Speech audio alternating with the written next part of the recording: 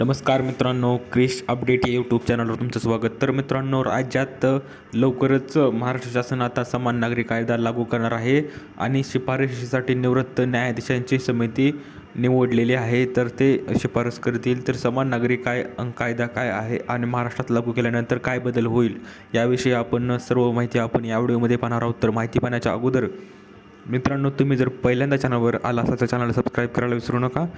तर मित्रांनो, आपण पाहूया की राज्यातही समान नागरी कायदा लागू केला जाणार असून त्यासाठी निवृत्त न्यायमूर्तीच्या अध्यक्षतेखाली समिती स्थापन करण्यात येणार आहे आणि या समितीचा अहवाल प्राप्त झाल्यावर पुढील प्रक्रिया केली जाईल, असे गृहराज्यमंत्री योगेश कदम यांनी विधानसभेत जाहीर केले.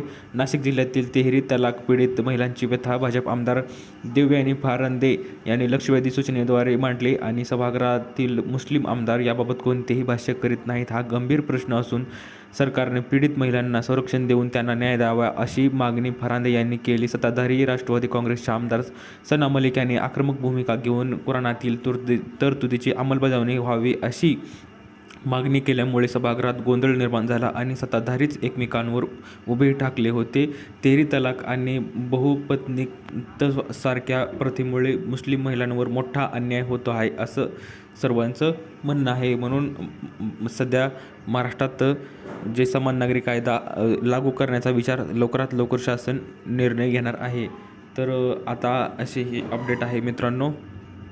आणि दुसरं पाहायचं झालं तर सत्ताधाऱ्यांमध्येच वाद निर्माण होत आहे यामुळे.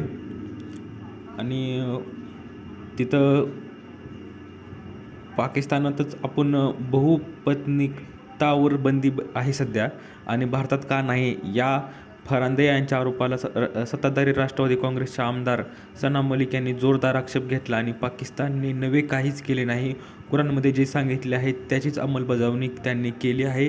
त्यामुळे भारतातही बहुपत्नीतावर बंदी हवी असेल तर भारतानेही कुराणची अंमलबजावणी करावी असं सना मलिक हे राष्ट्रवादी काँग्रेसचे आमदार आहेत असं त्यांनी विधानसभेत सांगितलं. तर मित्रांनो, या अशी ही अपडेट आहे. तर तुम्हाला समान नागरी कायद्याबद्दल काय वाटतं तुम्ही कमेंटमध्ये सांगू शकता.